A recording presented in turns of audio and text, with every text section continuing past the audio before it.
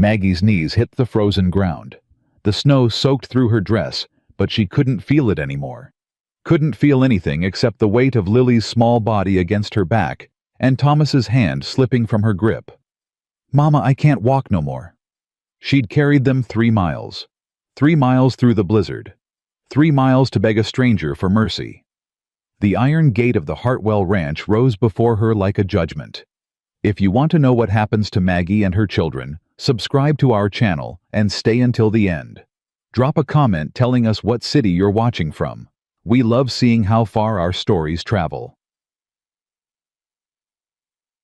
The snow had stopped falling, but the wind hadn't stopped cutting. Maggie Holloway stood at the iron gate, her children pressed against her legs like they were trying to disappear into her skirt. Lily, 8 years old, clutched her father's old sketchbook against her chest. She hadn't spoken in 3 days. Thomas, 5, looked up at his mother with eyes too old for his face. "Mama, is this where the nice man lives?" Maggie didn't know if the man was nice. She only knew he was rich, and she was desperate. "Stay here, babies." "No." Lily's voice cracked. "Don't leave us." Maggie knelt in the snow, ignoring how the cold bit through her worn stockings. She took Lily's face in her cracked, bleeding hands. "I ain't leaving you. Not ever. I'm just gonna talk to the man who owns this place. You watch your brother." Thomas tugged her sleeve. "What if he says no?" Maggie had no answer. She'd rehearsed this moment for 3 sleepless nights, practicing the words she'd have to say. Each syllable tasted like broken glass. But glass wouldn't kill her children. The cold would. She pushed open the gate. The hinges screamed like something dying. The main house sat 200 yards up the path. Timber and stone smoke rising from the chimney. Lamplight glowed in the windows. Warm light. Safe light. Maggie walked toward it, each step heavier than the last. She'd sold everything. The furniture Daniel had built with his own hands. Her mother's china. The quilt her grandmother had stitched for her wedding day. All of it gone. Traded for food that ran out a week ago. The only thing she had left was Daniel's wedding ring cold against her palm. And her children. She'd give up one to save the other. The front door opened before she reached the porch. A man stepped out. Tall, broad shoulders, silver threading through dark hair. A scar ran along his jaw, white against weathered skin. His eyes were pale blue, the color of winter sky, and they took in everything at once. Maggie stopped. The man descended the porch steps slowly, like he was approaching a wounded animal. "Ma'am?" His voice was low, rough at the edges, not unkind. Maggie opened her mouth, but the words stuck in her throat. 3 days of walking. 3 days of carrying her children through the snow. 3 days of praying to a God she wasn't sure was listening. She swallowed. "I'm looking for Mr. Hartwell." "You found him."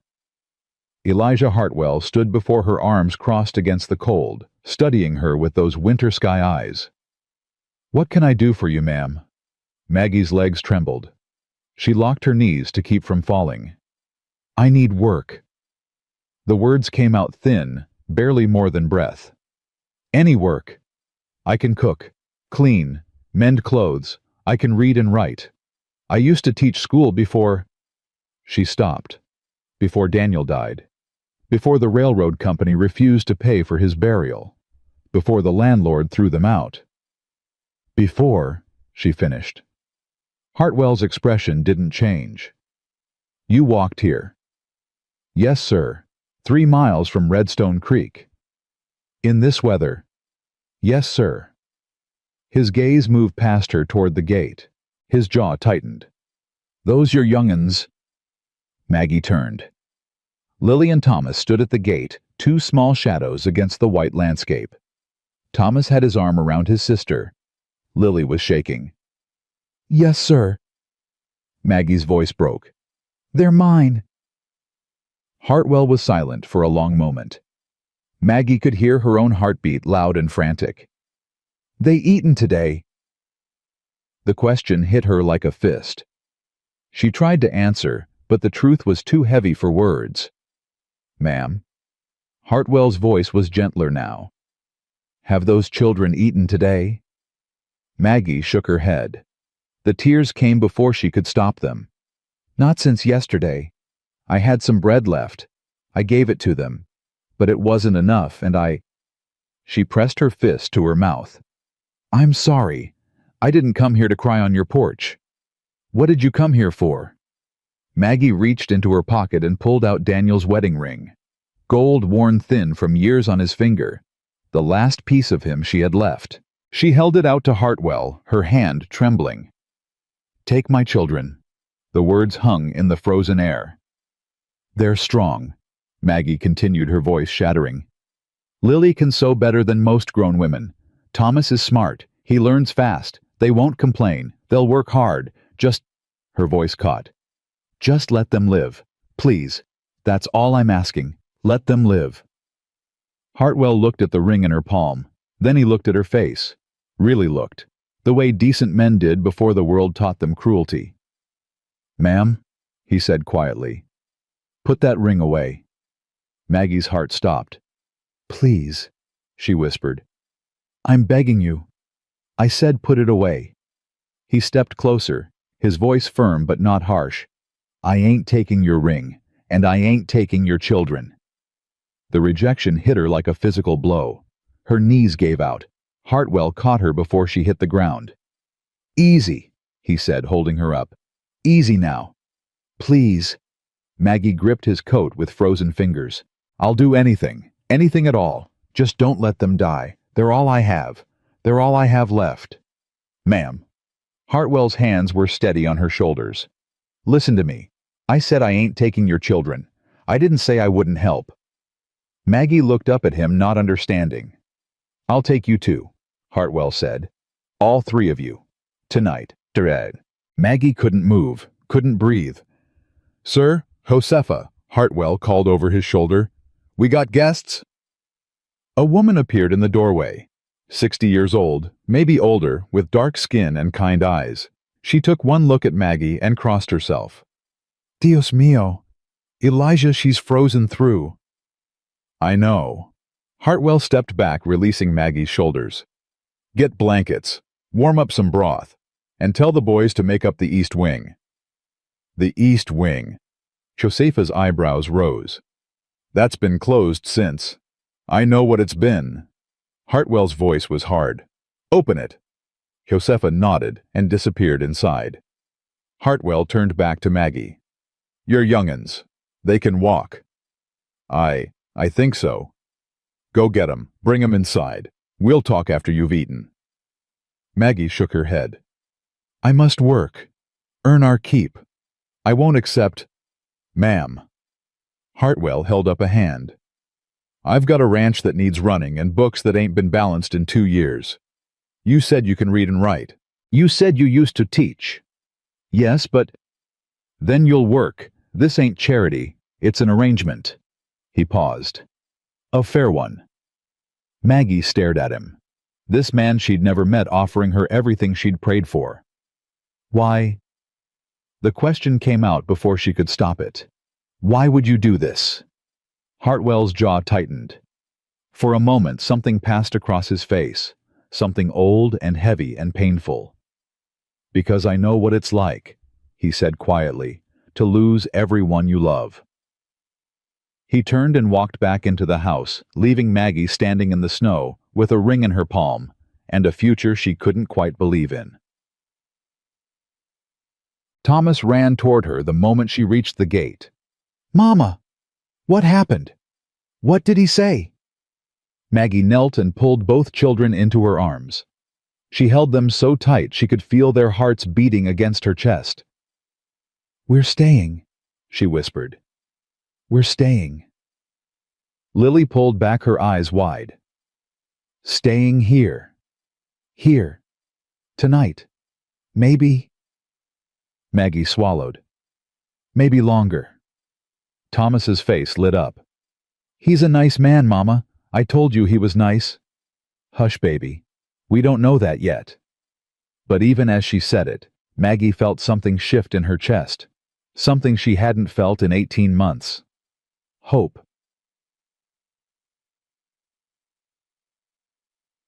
The inside of the Hartwell house was warm. So warm that Maggie's frozen skin burned as the blood returned to her fingers. Josefa wrapped all three of them in thick wool blankets and sat them by the fire in the main parlor. Thomas fell asleep within minutes, his head on Maggie's lap. Lily stayed awake, watching everything with those quiet, observant eyes. "Here." Josefa handed Maggie a bowl of broth. "Drink, slowly. Your stomach won't handle much at first." Maggie's hands shook as she lifted the bowl. The first sip hit her tongue and she nearly cried. It was the most delicious thing she'd ever tasted. "Thank you," she managed. Josefa nodded. "The little ones. Lily, can you drink a little?" Lily took the second bowl without speaking. She drank half, then handed the rest to Maggie. "You finish it, Mama. You gave us all the bread." The words broke something in Maggie's chest. She pulled Lily close and kissed her hair. "We're gonna be okay now, baby. I promise." Lily didn't answer. She'd stopped believing in promises a long time ago. An hour later, Hartwell returned. He'd changed into dry clothes, a worn flannel shirt, heavy work pants, boots that had seen 1,000 miles. He pulled a chair across from Maggie and sat elbows on his knees. "Children asleep." Maggie nodded. Josefa had taken them upstairs to the east wing, to beds with real mattresses and quilts thick enough to disappear into. "Good." Hartwell studied her. "Now, tell me what happened to you." Maggie didn't want to. The story was ugly, and she was tired of carrying it. But he'd earned the truth.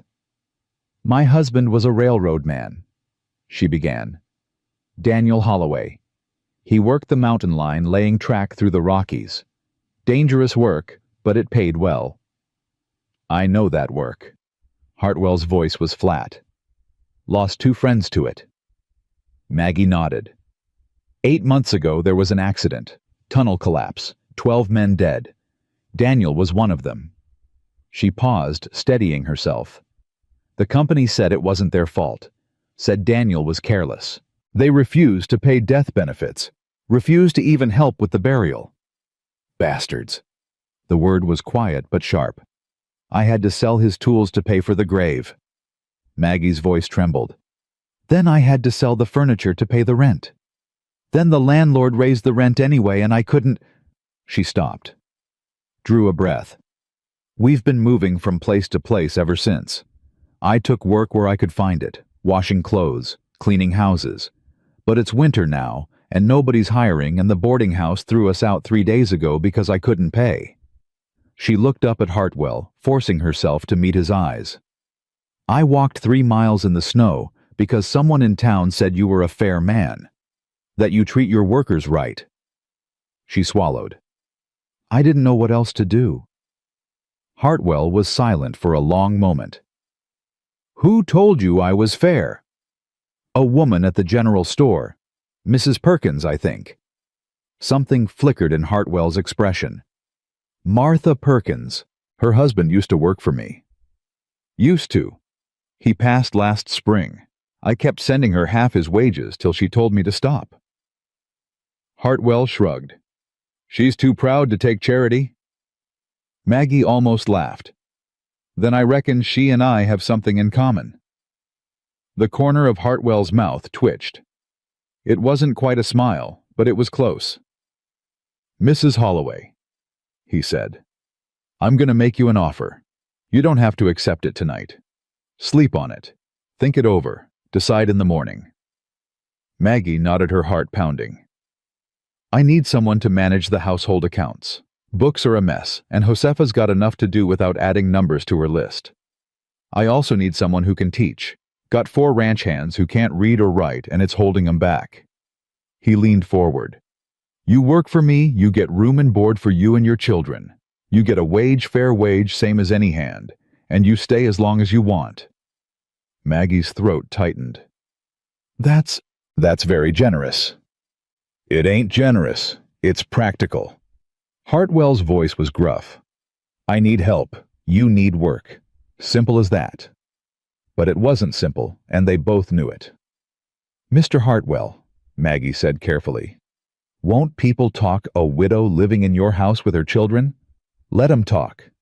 I'm serious. A man in your position, Mrs. Holloway.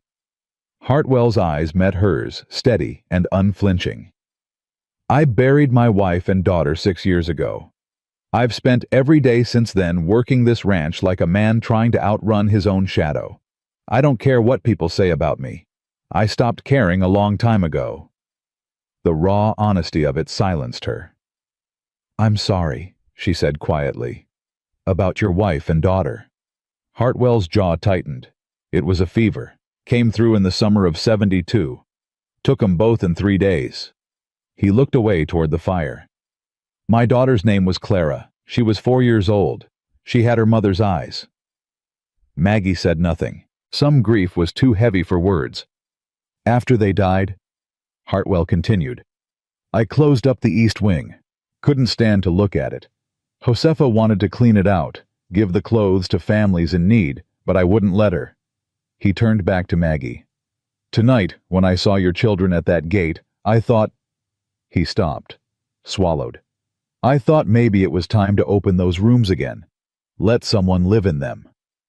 Maggie's vision blurred. Mr. Hartwell? Eli, he said. Call me Eli. We're going to be living under the same roof. Might as well use first names. Eli. The name felt strange on her tongue. I don't know what to say. Don't say anything, just rest. We'll figure out the details tomorrow. He stood the chair scraping against the wooden floor. Josefa will show you to your room. There's clean clothes in the wardrobe, might be a bit big, but they'll do till we can get you something that fits. He walked toward the door, then paused. Mrs. Holloway. Maggie, she said. If we're using first names. The ghost of a smile crossed his face. Maggie, your children are safe now. I want you to believe that. I'm trying. Try harder. He tipped his head. Good night, ma'am. And then he was gone. Footsteps fading down the hall, leaving Maggie alone by the fire, with a full stomach and an uncertain future. The east wing was beautiful. 3 bedrooms each with its own fireplace. Quilts on the beds thick and soft. A wardrobe full of women's clothes. Sarah Hartwell's clothes, Maggie realized carefully preserved for 6 long years. Lily and Thomas were already asleep in the largest bedroom, curled together like puppies. Josefa had tucked them in with the kind of gentle efficiency that spoke of long practice. He's a good man, Josefa said quietly, standing beside Maggie in the doorway. Eli. He doesn't show it, but he is. Why did he do this? Maggie asked. He doesn't know me. He knows pain. Josefa's voice was soft. He knows what it looks like on a mother's face. That's enough. She touched Maggie's arm. Sleep now. Tomorrow, you start your new life. But Maggie couldn't sleep. She lay in the unfamiliar bed wrapped in unfamiliar blankets, staring at the unfamiliar ceiling. Her body was exhausted, but her mind wouldn't stop spinning. Daniel had been dead for 8 months. For 8 months she'd fought to keep her children alive, fought to find work, fought to keep a roof over their heads. And for 8 months she'd failed. Until tonight. Tonight, a stranger had opened his home to her, had offered her work, shelter, dignity, had looked at her children and seen something worth saving. She thought about his face when he'd talked about Clara, the way his voice had cracked on her name, the raw, unhealed wound of a father who'd lost everything. He wasn't doing this for Maggie, he was doing it for himself. He was trying to fill the rooms that grief had emptied, and somehow knowing that made it easier. This wasn't charity. It was 2 broken people trying to help each other survive. Maggie closed her eyes. For the first time in 18 months, she wasn't afraid of the morning. Dawn came cold and gray. Maggie woke to the sound of Thomas's laughter. She sat up, heart pounding, and stumbled to the window. Below in the yard, Thomas was chasing a dog, a big shaggy thing, with a wagging tail and a lolling tongue. And standing on the porch watching them with his arms crossed was Eli Hartwell. He looked up as if sensing her gaze. Their eyes met through the frosted glass. He tipped his hat. Maggie's chest tightened. She didn't know what this was, this arrangement, this unexpected mercy, this second chance she hadn't dared to hope for. But she was going to find out. She turned from the window and went to wake Lily. Breakfast was eggs, bacon, and fresh bread. More food than Maggie had seen in a month. Thomas ate like he'd never seen a meal before. Lily ate slowly, carefully, as if afraid someone would take the plate away. Eli sat at the head of the table, drinking coffee, watching them with an expression Maggie couldn't read. "After breakfast," he said, "I'll show you the books. You can start going through them whenever you're ready." "I'm ready now," Maggie said. Eli raised an eyebrow. "You just got here. And I don't intend to waste a moment." She met his eyes. "You're giving my children a chance to live, Mr. Eli. The least I can do is earn it." Something shifted in his expression. Respect, maybe. "All right then." He stood. "Josefa, you mind watching the young'uns for a bit?" "Of course." Josefa smiled at Lily and Thomas. "Come, niños, I'll show you the chickens." Thomas jumped up immediately. Lily hesitated, looking at her mother. "Go on, baby," Maggie said gently. "I'll be right here." Lily stood slowly. At the door she paused and looked back. "Mama." "Yes." "Are we really staying?" Maggie glanced at Eli. He gave a small nod. "Yes, baby." Maggie's voice was steady. "We're really staying." The study was small, lined with books, and absolutely chaotic. Papers covered every surface. Ledgers lay open and abandoned. Receipts spilled out of drawers like escaping prisoners. Maggie stared at the mess, then turned to Eli. "You weren't joking about the books being a disaster." "I don't joke about money." Eli leaned against the doorframe. "I know how to run cattle. I don't know how to run numbers." "Your wife used to do this." The question slipped out before Maggie could stop it. She immediately regretted it, but Eli just nodded, his expression carefully neutral. "Sarah was educated. Boston family. She handled all the accounts. And after she passed, I let it go." He shrugged. "Didn't seem to matter anymore." Maggie understood. When Daniel died, she'd stopped caring about a lot of things too. It was only her children that had kept her moving forward. "I'll need a few days to sort through everything," she said. "Maybe a week." "Take as long as you need." She turned to face him fully. "Eli, I want to be clear about something." "Go ahead." "I'm grateful for what you're doing. More grateful than I can say. But I won't take more than I've earned. Whatever wage you pay me, I intend to deserve it." Eli studied her for a long moment. "You know what I see when I look at you, Maggie." She shook her head. "I see a woman who walked 3 miles through a blizzard to save her children. I see a woman who offered up her wedding ring, the last thing she had of her dead husband, because she loved her babies more than her own heart." He stepped closer. "I see a woman who's been fighting alone for too long." Maggie's throat tightened. "You've already earned more than I could ever pay you," Eli said quietly. "The question is whether you'll let yourself accept it." He left without waiting for an answer.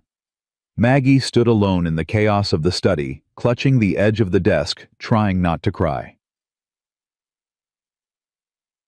By midday, she'd made progress. The receipts were sorted into piles. The ledgers were stacked in chronological order. She'd found 3 separate accounts that hadn't been reconciled in over 2 years. She also found something else. A small wooden box tucked behind a stack of papers. Inside was a child's drawing, a house, a horse, a stick figure family of 3, and a lock of dark hair tied with a ribbon. Clara's things. Maggie closed the box carefully and put it back exactly where she'd found it. That evening she joined Eli on the porch. The sun was setting, painting the snow gold and pink. The air was cold but still, and somewhere in the barn, a horse whinnied softly. "Find anything interesting in those papers?" Eli asked. "A few things." Maggie wrapped her shawl tighter. "You've been overcharged by at least 2 suppliers, and there's a debt owed to you almost $100 that was never collected." Eli's eyebrows rose. "Who owes me $100? "Cornelius Webb." The name landed like a stone in still water. Eli's expression went cold. "Judge Webb." "You know him?" "Everyone knows him." Eli's voice was flat. "He owns half the town, sits on the bank board, runs the court." He paused. "And he ain't the kind of man who forgets to pay a debt." Maggie frowned. "What do you mean?" "I mean, if Webb owes me money and hasn't paid, there's a reason." Eli turned to face her. "And it probably ain't a good one." Something cold slithered down Maggie's spine. "Should I not have—" "No, you did right telling me." Eli's jaw tightened. "I'll look into it tomorrow." They stood in silence for a moment, watching the last light fade from the sky. Eli. "Yeah. Thank you." Maggie's voice was barely a whisper. "For everything." He looked at her, then really looked the way he had at the gate. Like he was seeing past her face to something deeper. "Don't thank me yet," he said quietly. "You don't know what you've walked into." Before she could ask what he meant, he turned and went inside. Maggie stayed on the porch, watching the stars emerge one by one, wondering what secrets this ranch was hiding, and whether she was strong enough to face them. That night, Lily had a nightmare. Maggie woke to screaming and ran to her daughter's room. Lily was sitting up in bed, tears streaming down her face, gasping for breath. "Mama, Mama, the roof was falling. Daddy was trapped. I couldn't—" "Shh, shh." Maggie gathered Lily into her arms, rocking her gently. "It was just a dream, baby. Just a dream." "I saw him, Mama. I saw Daddy. He was trying to get out, but the rocks kept falling and I couldn't help him." "I know, baby. I know." A knock at the door. Eli stood in the hallway, a lamp in one hand and a cup of warm milk in the other. His hair was disheveled, his shirt untucked. He looked like he'd run.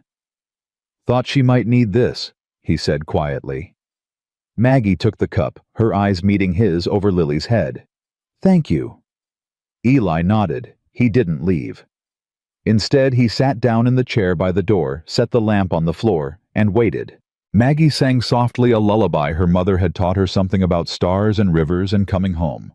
Lily's breathing slowed. Her grip loosened. She slept. When Maggie finally looked up, Eli was still there. "Clara used to have nightmares," he said quietly.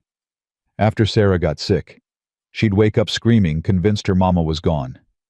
He stared at his hands. "I used to sit with her all night. Didn't matter how tired I was. I'd sit there until she fell back asleep." "You were a good father." The words seemed to startle him. He looked up, eyes bright. "I tried to be." Maggie laid Lily gently back on the pillow and stood. She walked to where Eli sat, and after a moment's hesitation touched his shoulder. "You still are," she said. "That didn't die with Clara." He looked up at her, and for a moment the mask fell away. She saw the grief, the loneliness, the desperate aching need to matter to someone again. "Get some rest, Eli," she said gently. "Tomorrow's a new day." She walked back to Lily's bed and sat on the edge keeping watch. Behind her she heard Eli rise, heard his footsteps move toward the door. "Maggie." She turned. "I'm glad you came to my gate," he said. And then he was gone, leaving her with a sleeping child and a heart that suddenly felt too full for her chest.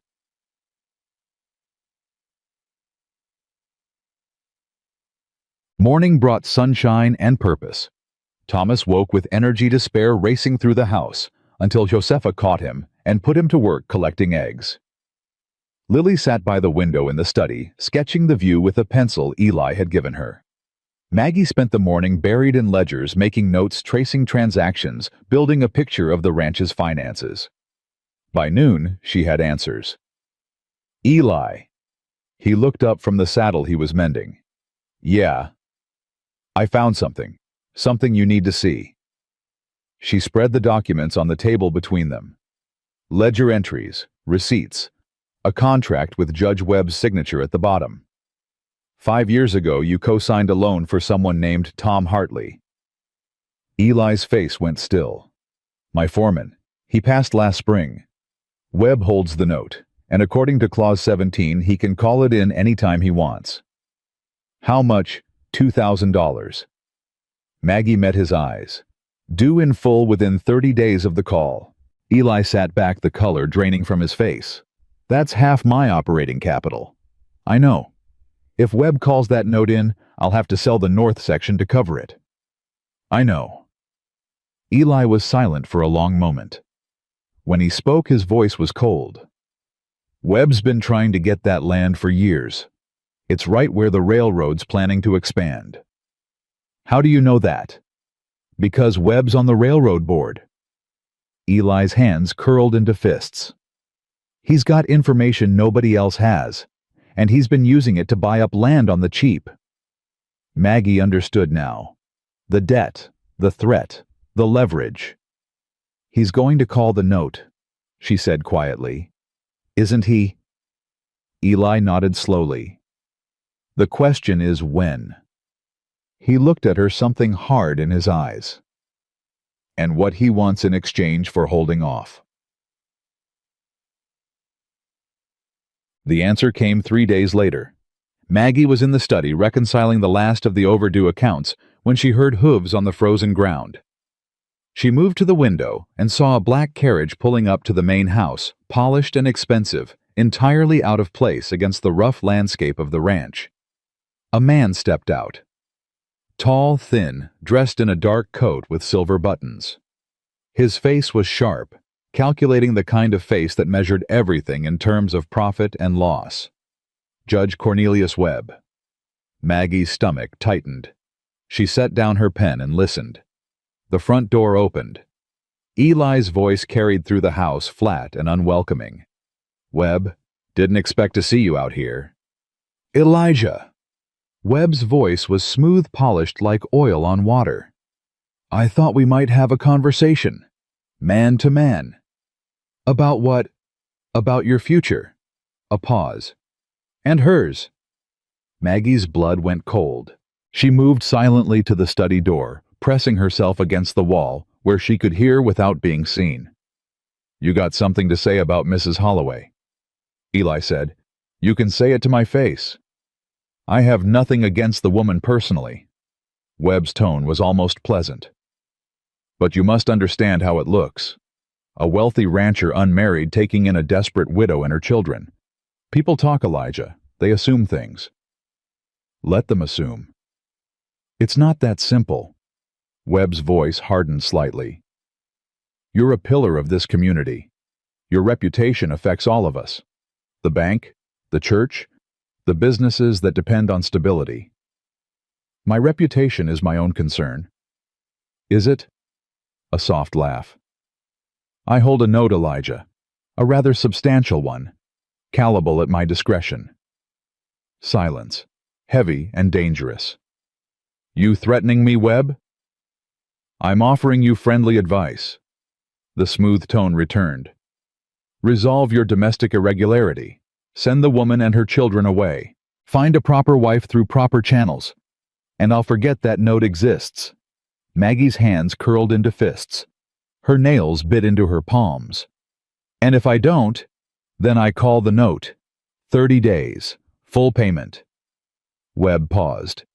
You'd have to sell the north section to cover it. And we both know what that land is worth once the railroad comes through. Another silence. Longer this time. When Eli spoke, his voice was quiet. Deadly quiet. Get off my property. Elijah. I said get off my property. The words were sharp as a blade.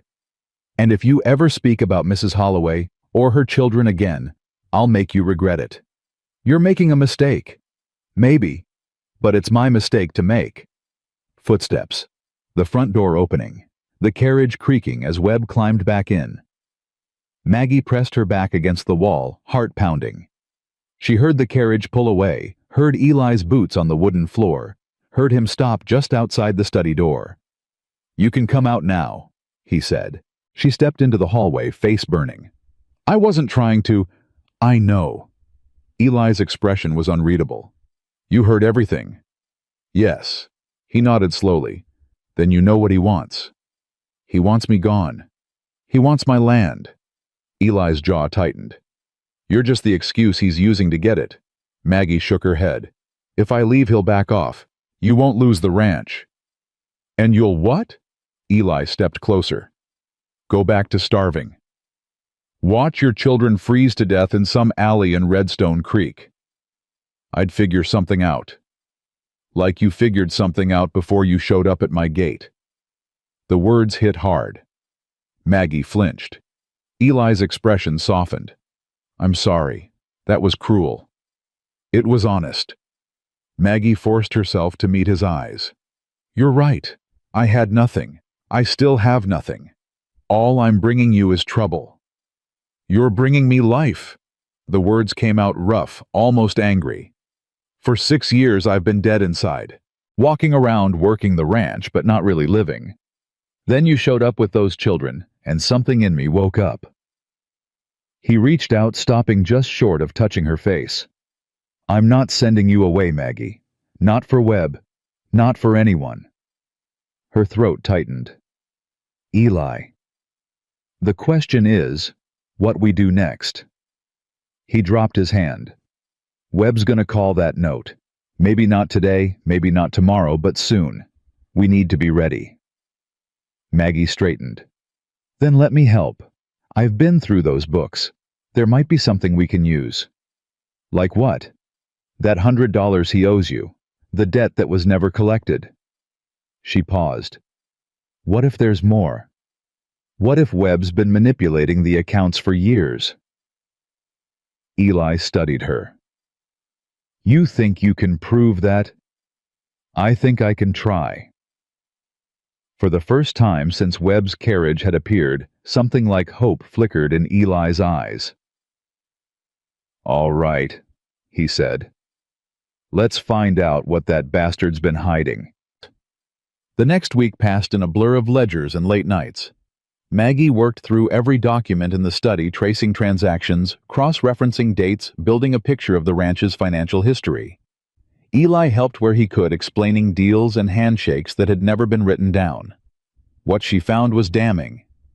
Judge Webb had been quietly manipulating accounts for years, overcharging on supplies through businesses he secretly owned, calling in debts early when ranchers couldn't pay, then buying their land at a fraction of its value, using his position on the bank board to block loans to anyone who opposed him. "He's been stealing from the whole territory," Maggie said, spreading the evidence across the kitchen table. "Not just you, everyone." Eli stared at the papers. "Can we prove it?" "Some of it. The rest is circumstantial." She pointed to a stack of receipts. "But if we can get testimony from the other ranchers he's cheated, we might have enough to take to the territorial marshal." "Most of those ranchers are scared of Webb. They won't talk." "They might if they knew they weren't alone." Eli was quiet for a moment. Then he nodded. "I'll ride out tomorrow. Talk to a few people I trust. And if Webb finds out what you're doing, then he'll know I'm not backing down." Eli met her eyes. "Whatever happens, Maggie, we face it together." "Agreed." She held out her hand. "Agreed." He took it. His palm was rough, calloused from years of work, but his grip was gentle. They held on longer than necessary. Neither of them mentioned it.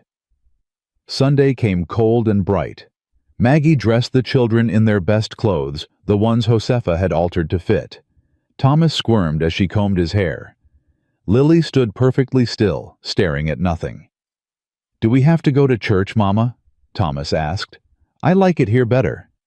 "Church is important, baby. We thank God for our blessings." Is Mr. Eli a blessing? Maggie paused, comb in hand. I reckon he is. Eli was waiting by the wagon dressed in a dark suit that looked like it hadn't been worn in years. He helped Maggie up onto the seat, then lifted Thomas and Lily into the back. Ready? He asked. No, Maggie admitted. Me neither. He clicked his tongue, and the horses began to move. But we're going anyway. Timber Creek's white clapboard church sat on the hill like a judgment. Families gathered in the yard, their Sunday best, catching the cold sunlight. Heads turned as the Hartwell wagon approached. Whispers spread like wildfire. Maggie felt them land sharp and invisible. She kept her chin up, her spine straight. She would not give them the satisfaction of seeing her crumble. Eli helped her down from the wagon. His hand lingered on her elbow a moment longer than necessary. Stay close, he said quietly. Don't let them see you're afraid. I'm not afraid. Good. The ghost of a smile. Then let's give them something to really talk about. They walked into the church together, the children between them. Eli guided them to a pew near the front, ignoring the stares and mutters that followed. Thomas swung his legs oblivious. Lily pressed against Maggie's side, trembling. It's all right, baby, Maggie whispered. I'm right here. The service began. Reverend Oakes was young Ernest, new to the territory. He preached about mercy and forgiveness, about loving thy neighbor as thyself. Maggie wondered how many of the people listening actually believed it. After the final hymn, the congregation spilled into the yard. Maggie tried to keep her head down, tried to slip away unnoticed, but a voice stopped her cold. Well, well, the rancher's charity case. Mrs. Calhoun stood before her, arms crossed, lips pursed in disapproval. She was the Reverend's mother, a woman who wore her righteousness like armor. I beg your pardon, Maggie said. You heard me. Mrs. Calhoun's voice carried across the yard. A widow with 2 children moving into an unmarried man's home. Do you have no shame? Maggie's face burned. I work for Mr. Hartwell. It's a business arrangement. Is that what they're calling it now? Mrs. Calhoun laughed high and cruel. In my day we had a different word for women like you. Lily began to cry. Something inside Maggie snapped. Mrs. Calhoun, she said, her voice steady, despite the rage building in her chest. I don't know what you think you know about me, but I'll tell you what I know about myself. I walked 3 miles through a blizzard to save my children's lives. I offered up my wedding ring, my husband's ring, to a stranger because I loved my babies more than my own pride. She stepped forward. Mrs. Calhoun stepped back. I have worked every day since my husband died to keep my family alive. I have scrubbed floors and washed clothes and gone hungry so my children could eat. And I will not stand here and be judged by a woman who has never known a moment of true desperation in her entire comfortable life. Silence fell over the churchyard. Mrs. Calhoun's face went red, then white. She opened her mouth to respond. Mama. Lily's small voice cut through the tension. Maggie looked down. Her daughter's face was wet with tears, but her eyes were fierce. Can we go home now? Home. Lily had called the ranch home. Maggie took her daughter's hand. Yes, baby. We can go home. She turned and walked toward the wagon, Lily on one side, Thomas on the other. The crowd parted before her. Eli was waiting. He'd heard everything. You all right? He asked quietly. No. Maggie's voice shook. But I will be. He helped her into the wagon. As they pulled away, Maggie looked back once. Reverend Oakes stood apart from the crowd watching them leave. His expression was thoughtful. Not everyone in this town had a cold heart, but enough of them did to make life very difficult. The ride home was silent. Thomas fell asleep against Eli's shoulder. Lily stared at her hands, lost in thoughts Maggie couldn't reach. When they pulled up to the ranch, Josefa was waiting on the porch. One look at their faces told her everything. I'll make tea, she said, and disappeared inside. Eli carried Thomas to bed. Maggie sat with Lily in the parlor, holding her daughter close. "Mama." "Yes, baby." "Why do they hate us?" Maggie had asked herself the same question 1,000 times. She still didn't have a good answer. "They don't hate you, Lily. They're afraid." "Afraid of what?" "Of things they don't understand." Maggie stroked her daughter's hair. "Some people think the world should stay exactly as it is. When something changes, when someone new comes into their lives, it scares them. And scared people can be cruel." Lily was quiet for a moment. Then she said, "Mr. Eli isn't scared." "No, he isn't." "Is that why he helped us?" Maggie thought about the question. Thought about the man who had opened his home to strangers. The man who had lost everything and still found the courage to begin again. "I think Mr. Eli understands something those people in town don't," she said finally. "I think he understands that we're all just trying to survive, and the only way to do that is to help each other." Lily nodded slowly. "I like Mr. Eli." "I know you do, baby." "Do you like him, Mama?" The question caught Maggie off guard. She felt heat rise to her cheeks. I think I do." Lily smiled, the first real smile Maggie had seen from her in days. "Good. I think he likes you too." Before Maggie could respond, Eli appeared in the doorway. "Lily, Josepha's got some warm milk for you in the kitchen. Why don't you go get some?" Lily looked at her mother, then at Eli. Something passed between them, an understanding Maggie couldn't quite interpret. "Okay," Lily said, and slipped out of the room. Eli sat down across from Maggie. The firelight played across his face, softening the hard lines. "Thank you," Maggie said, "for standing by us today. I should have said something. Should have put that woman in her place. I can fight my own battles." "I know you can." Eli leaned forward. "That's not the point. The point is you shouldn't have to, not alone." Maggie's throat tightened. "I've been alone for a long time." "So have I." He held her gaze. "Maybe it's time we both stopped." The words hung between them, heavy with meaning. "Eli, I—" A knock at the front door interrupted her. Eli frowned. Who'd be calling at this hour? He rose and went to the door. Maggie followed, staying in the shadows of the hallway. Reverend Oakes stood on the porch, hat in hand. "Reverend?" Eli's voice was cautious.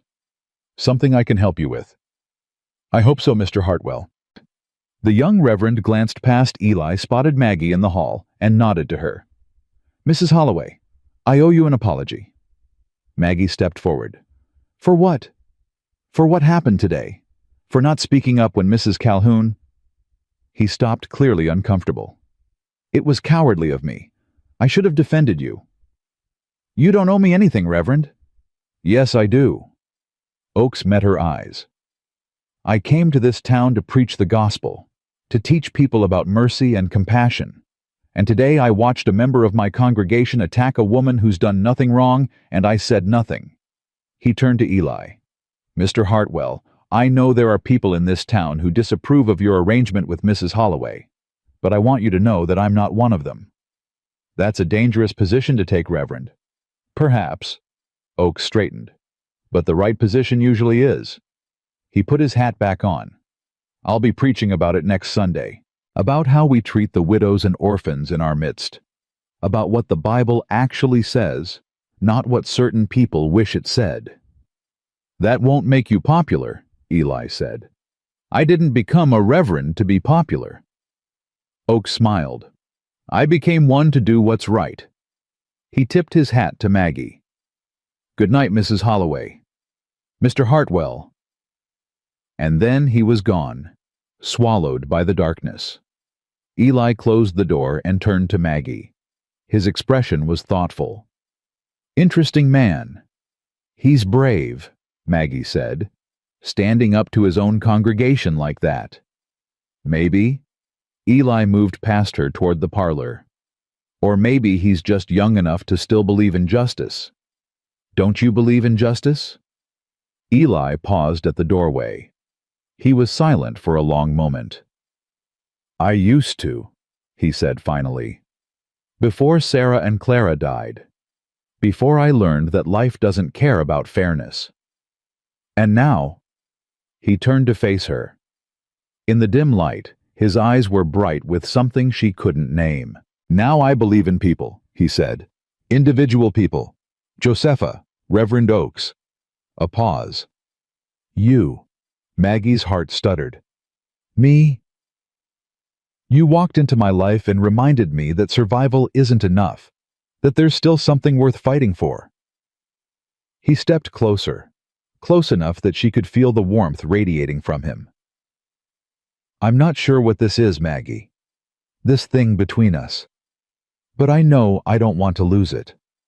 She should step back, should say something sensible about propriety, about timing, about the dangers of moving too fast. Instead, she reached up and touched his face. Neither do I, she whispered. He leaned into her touch. His eyes closed. For a moment, he looked almost peaceful. Then his eyes opened, and the moment shattered. We should be careful, he said, pulling back slightly. Webb's watching, looking for any excuse to use against us. I know. If we give him ammunition, I know Eli. She dropped her hand. But I'm tired of living in fear.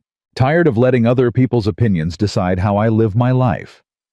So am I. They stood there inches apart, the fire crackling behind them. What do we do? Maggie asked. Eli was silent for a moment. Then he reached out and took her hand. We fight, he said. Together. Maggie squeezed his hand. Together, she agreed. The next morning brought trouble. Maggie was helping Josepha with breakfast when one of the ranch hands burst through the door, face flushed with cold and urgency. Boss, you need to come quick. Eli was on his feet instantly. What is it? Fence line's been cut. North section. At least 30 head of cattle are missing. Eli's face went dark. Show me. He grabbed his coat and hat, then paused at the door. Maggie, stay here with the children. Keep the doors locked. Eli, what's happening? I don't know yet. His jaw tightened. But I've got a pretty good idea who's behind it. He was gone before she could ask more. Maggie spent the morning pacing. Josepha tried to calm her, but it was no use. Something was very wrong. Eli didn't return until late afternoon. When he walked through the door, his face was gray with exhaustion and fury. Well, 32 head, gone. He dropped into a chair, rubbing his face. Fence was cut clean. Professional job. Webb. Can't prove it. But yeah. Eli looked up at her. He's sending a message, showing me what he can do if I don't fall in line. What are you going to do? I'm going to find those cattle. He stood. And I'm going to find proof. How? Webb's got a lot of enemies in this territory. People he's cheated, people he's threatened. Eli's eyes were hard. Maybe it's time they started talking to each other. Maggie thought of the documents she'd found, the pattern of corruption and manipulation. I might be able to help with that, she said. She spent the rest of the day compiling evidence, names, dates, amounts, a clear picture of Webb's criminal enterprise. By evening, she had a list of 12 ranchers who'd been affected, 12 potential witnesses. Eli studied the list, his expression grim. Some of these men lost everything because of Webb. Then they have nothing left to lose. Maggie met his eyes. That makes them dangerous. Dangerous to who? To the man who destroyed them. Eli nodded slowly. I'll ride out tomorrow. Talk to as many as I can. Be careful. Always am. But Maggie knew that wasn't true. Eli Hartwell wasn't careful. He was stubborn and brave and reckless when it came to protecting the people he loved. She just hoped it wouldn't get him killed. That night, Maggie couldn't sleep. She lay in bed, staring at the ceiling, listening to the wind howl outside. Her mind raced with fears and possibilities, with plans and contingencies. A soft knock at her door. She sat up. "Who's there?" "It's me." Eli's voice. Low, uncertain. She pulled on her robe and opened the door. He stood in the hallway, still dressed, a lamp in his hand. "What's wrong?" "Nothing." He paused. "Everything." He looked at her, and the mask he usually wore was gone. "I couldn't sleep. Kept thinking about what happens if I fail. If Webb wins. If I lose the ranch and can't—" "Eli." "I can't lose you, Maggie." The words came out raw, broken. "I can't go back to being alone. I can't." She pulled him inside. They sat on the edge of her bed side by side, shoulders touching. The lamp cast flickering shadows on the walls. "You're not going to lose me," Maggie said quietly. "Whatever happens with Webb, whatever happens with the ranch, I'm not going anywhere." "You can't promise that." "I can promise to try." She took his hand. "That's all any of us can do." He was quiet for a long moment. When he spoke again, his voice was barely a whisper. "After Sarah died, I wanted to follow her. I worked this ranch like a man trying to outrun his own shadow. Sunrise to midnight. Anything to stop thinking." "I know." "Then you walked up to my gate with those children, and something in me woke up." He turned to face her. "I remembered what it felt like to want to see the next morning." Maggie's throat tightened. "Eli." "I love you, Maggie." The words hung in the air between them. "I know it's too soon. I know we've only known each other a few weeks, but I've spent 6 years not saying what I feel, and I'm tired of it." He reached up and touched her face, his calloused palm gentle against her cheek. "I love you. And I love those children. And whatever happens next, I want you to know that." Maggie's vision blurred with tears. "I loved Daniel," she whispered. "I loved him with everything I had. And when he died, I thought that part of me died too." She covered his hand with hers. "But then I met you. And I started to remember that love isn't finite, that my heart didn't stop when Daniel's did." She met his eyes. "I love you too, Eli." He kissed her then, gentle at first, tentative like a question. She answered by pulling him closer. They held each other in the lamplight, two broken people finding something whole. Tomorrow would bring more battles, more danger, more uncertainty. But tonight they had each other. And for now, that was enough. Eli left before dawn. Maggie stood on the porch watching him ride into the gray morning light, her heart caught somewhere between hope and terror. He turned once, tipped his hat, and then the darkness swallowed him whole.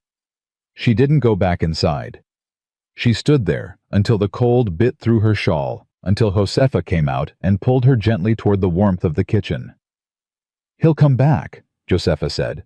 "That man has survived worse than Cornelius Webb." "Has he?" Josefa was quiet for a moment. Then she said, "He survived losing everything he loved. After that, nothing else can break him." Maggie wasn't so sure. She'd seen the way Eli looked at her now at the children. He had something to lose again.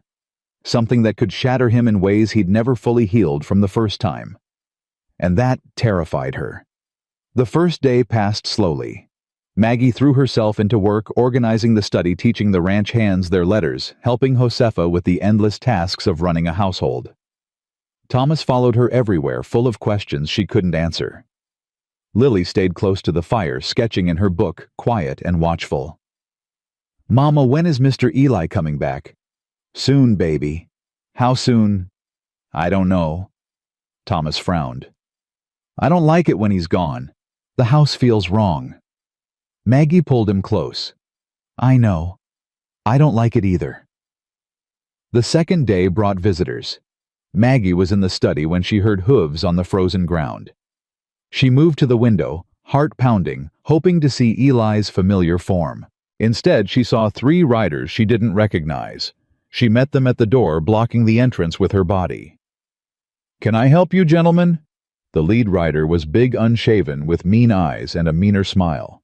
"We're looking for Hartwell." "He's not here." "That's so." The man leaned forward in his saddle. "When's he expected back?" "I couldn't say." Maggie kept her voice steady. "If you'd like to leave a message, I'll see that he gets it." The men exchanged glances. Something passed between them, an unspoken decision. "Tell him Judge Webb sends his regards," the lead rider said, "and tell him time's running out." They turned and rode away without another word. Maggie's hands were shaking as she closed the door. She pressed her back against it, breathing hard. "Senora." Josefa stood at the end of the hall, her face drawn with concern. "Lock all the doors," Maggie said, "and keep the children inside." That night, Maggie sat by the fire with Eli's rifle across her knees. She'd found it in the study, cleaned and loaded, and she'd spent an hour teaching herself how to use it. Her father had shown her once, years ago. She remembered enough. Thomas and Lily were asleep upstairs. Josefa dozed in the chair across from her, refusing to leave Maggie alone. Every creak of the house made her jump. Every gust of wind sounded like approaching hooves. But no one came, and Eli didn't return. The third day broke cold and clear. Maggie was making breakfast when she heard Thomas shout from the upstairs window, "Mama Ryder's coming! Lots of them!" She grabbed the rifle and ran to the door. Her heart stopped. A dozen men on horseback were approaching the ranch. At their head, riding tall in the saddle despite 3 days of hard travel, was Eli. And behind him, a group of ranchers she didn't recognize. Hard men with weathered faces and determined eyes. Maggie set down the rifle and walked out to meet them. Eli dismounted and crossed to her in 3 long strides. He pulled her into his arms without a word, holding her like he'd been afraid he'd never see her again. "You came back," she whispered. "I told you I would." He released her and turned to the men behind him. "Maggie, these are the ranchers Webb's cheated over the years. They've agreed to testify." One of the men stepped forward. He was older, gray-bearded, with a missing finger on his left hand. "Mrs. Holloway." He tipped his hat. "Name's Jacob Mercer. I lost my ranch to Webb 5 years ago. He called in a loan I didn't even know I'd signed. Forged your signature. That's what I always suspected. Never could prove it." Mercer's eyes hardened. "Until Hartwell here showed me the pattern. Webb's been doing this to ranchers all over the territory, and we're done letting him get away with it." Another man spoke up. "I'm Tom Bridges. Webb took my water rights 3 years back. Claimed there was a survey error. By the time I could challenge it in court, my cattle had died of thirst." One by one, the men told their stories. Land stolen through legal manipulation. Debts called in at impossible times. Families destroyed by a man who hid his crimes behind a judge's robe. Maggie listened, her heart growing heavier with each account. "What do we do now?" she asked Eli. "We take it to the territorial marshal. All of it." Eli's jaw tightened. "Webb's got power in Redstone Creek, but he doesn't own the whole territory. There are honest men in Denver who'll listen. And if they don't—" Eli met her eyes. "Then we make them listen." The men stayed for a meal and a few hours of rest. Josefa worked miracles with what they had, feeding 12 hungry ranchers without complaint.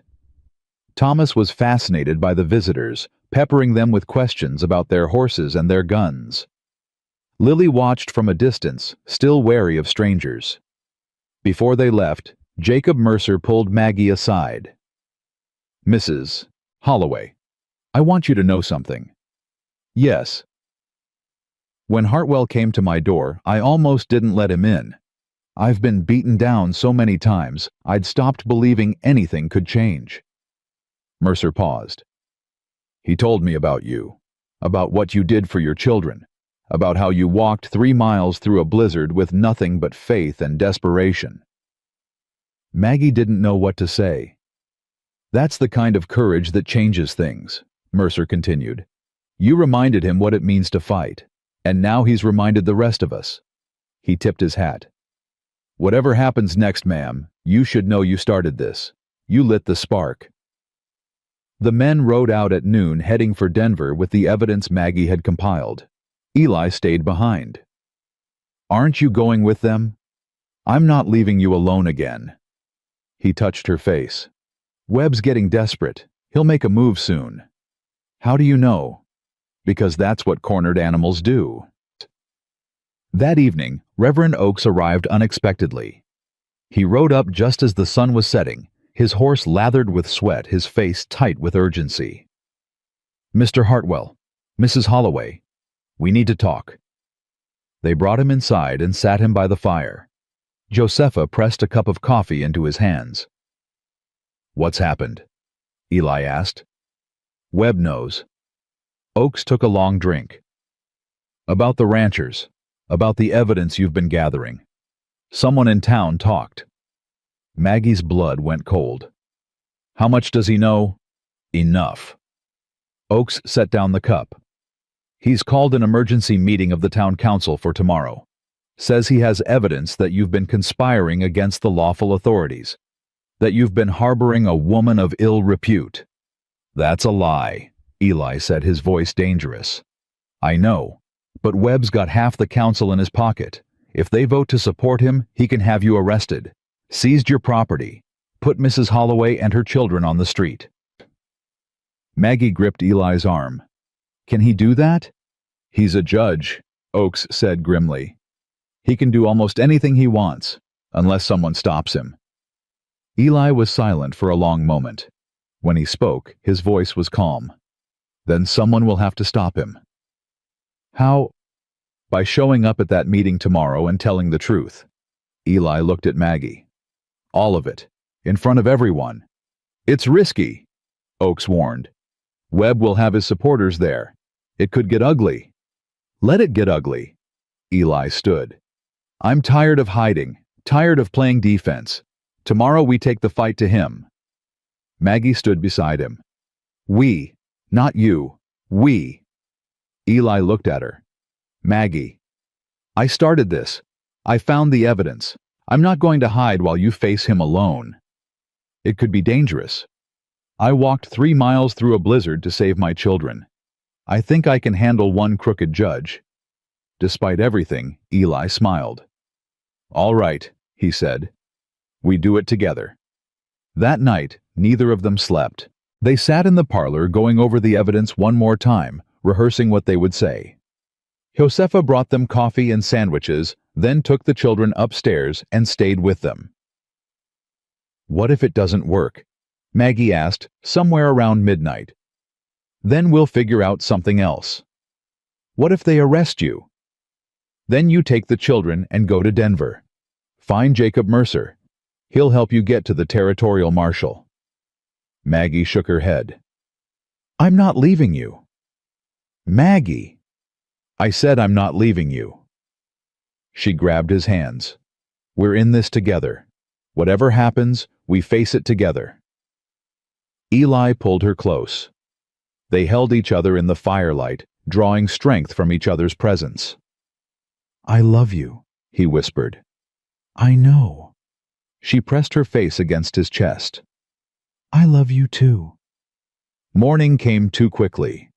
Maggie dressed in the best clothes she had, the ones Josepha had altered to fit. She pulled her hair back in a simple knot and looked at herself in the mirror. The woman who stared back at her was different from the one who'd stumbled up to Eli's gate a few weeks ago. That woman had been broken, desperate, empty. This woman had fire in her eyes. Eli was waiting by the wagon. He wore his dark suit again, the one he'd worn to church. His face was set, determined, ready for battle. Children are staying with Josepha, he said. She'll keep them safe. Maggie nodded.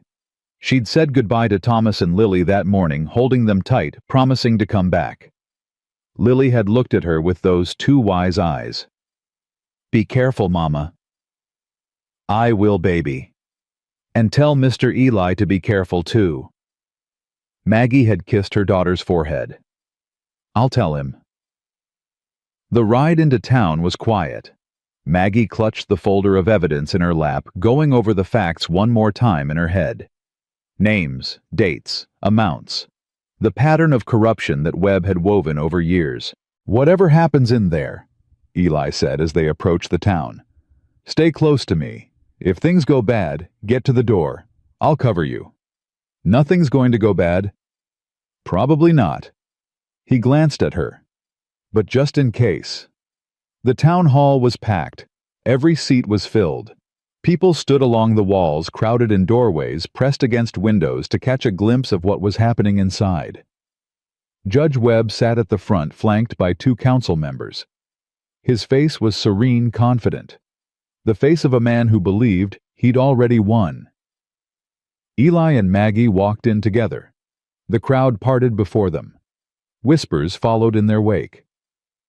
"There she is, the widow.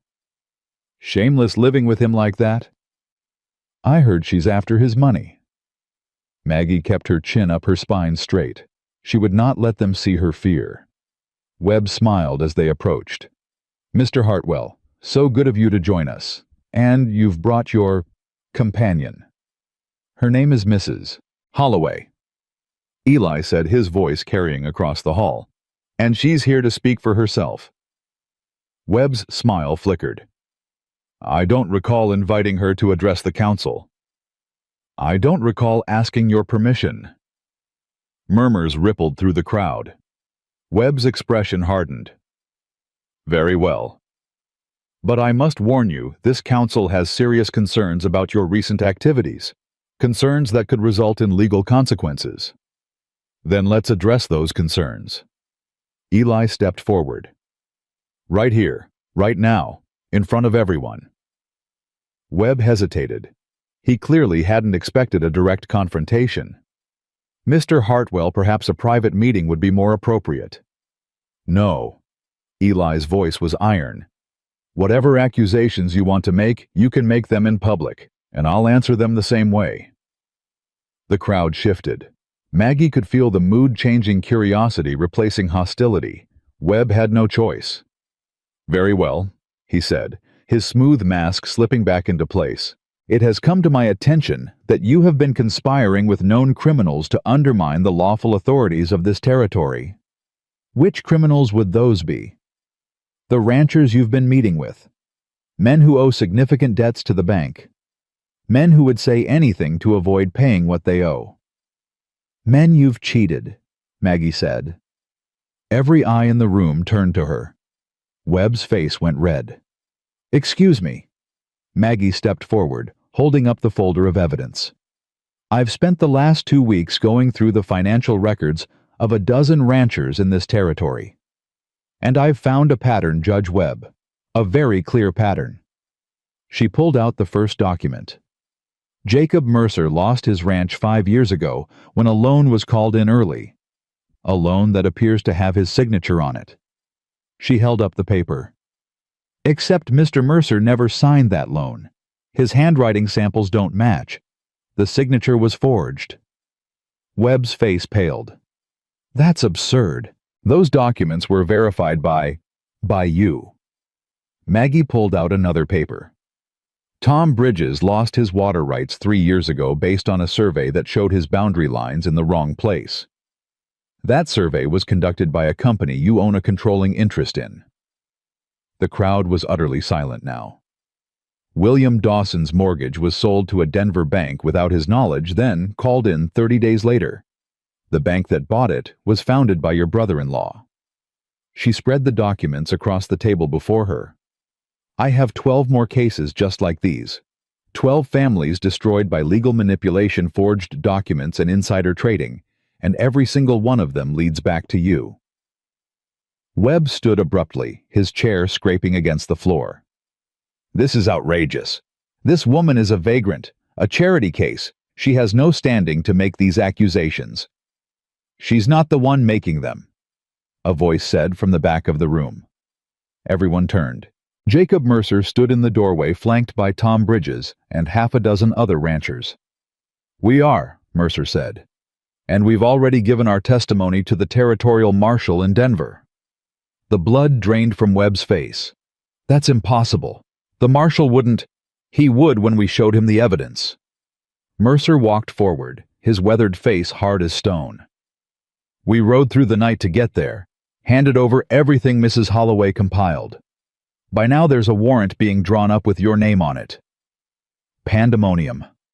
The crowd erupted in shouts and confusion. Council members looked at each other in panic. Webb backed toward the door, his smooth confidence shattered. "This is a conspiracy," he shouted. "A pack of lies from bitter failures who couldn't pay their debts." "It's the truth," Eli said, his voice cutting through the chaos. "And everyone in this room knows it." He stepped toward Webb and the judge flinched. "You've been stealing from this community for years, hiding behind your position, using the law as a weapon against the people it was supposed to protect. That ends today." Webb's eyes darted around the room looking for allies, finding none. Even the council members who'd supported him were edging away. "You can't prove anything," Webb said, but his voice was weak now, desperate. "We already have." Maggie held up the final document. "This is a record of every transaction you've made through your shell companies for the past 10 years.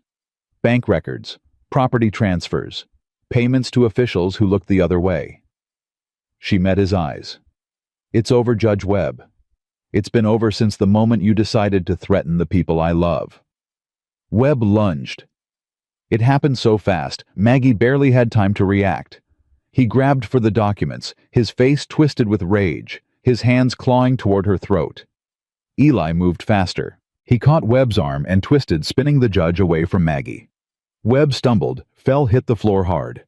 Before he could rise, Eli was standing over him, fists clenched. "Give me a reason," Eli said quietly. "Please, give me a reason." Webb looked up at him, and for the first time there was fear in his eyes. "This isn't over," he hissed. "I'll destroy you. I'll destroy all of you." "No." Maggie stepped forward, looking down at the broken man on the floor. "You won't." The doors burst open. A man in a marshal's uniform strode in, followed by 2 deputies. He surveyed the scene. Webb on the floor, Eli standing over him, the crowd pressed against the walls and nodded once. "Cornelius Webb." Webb scrambled to his feet. "Marshal, I can explain. You're under arrest for fraud, forgery, and conspiracy to deprive citizens of their property. Anything you say will be used against you in a court of law." The deputies moved forward. Webb tried to run, but there was nowhere to go. They caught him, cuffed him, dragged him toward the door. "This isn't justice," Webb screamed. "This is a lynching. I'm a judge. I have rights." "You have the right to remain silent," the marshal said dryly. "I'd recommend using it." And then Webb was gone, dragged out into the cold morning light, his empire crumbling around him. The crowd stood in stunned silence. Then slowly someone started to clap. It was Reverend Oakes, standing in the corner, his face bright with something like joy. Then Jacob Mercer joined in. Then Tom Bridges. Then more and more, until the hall was filled with applause and cheering. Maggie stood frozen, unable to process what had just happened. Eli took her hand. "You did it," he said. "We did it." He pulled her close right there in front of everyone and kissed her. The cheering grew louder. When they finally broke apart, Maggie was crying. Happy tears this time. The kind that healed instead of hurt. "What happens now?" she asked. Eli smiled, and for the first time since she'd known him, he looked truly at peace. "Now," he said, "we go home." The ride home felt different. Maggie sat close to Eli on the wagon seat, her shoulder pressed against his, the evidence folder still clutched in her hands. The weight of it seemed lighter now. The weapon had served its purpose. "You're quiet," Eli said. "I'm trying to understand what just happened." "We won." "Did we?" Maggie looked at him. "Webb's arrested, but he's got money connections. What if he gets out? What if he comes back?" Eli was silent for a moment. Then he reached over and took her hand. "Then we'll face him again. Together. Same as before." "You make it sound simple." "It is simple." He squeezed her fingers. I spent 6 years running from pain, Maggie, hiding from it, trying to bury it under work and silence. You taught me there's another way. What way is that?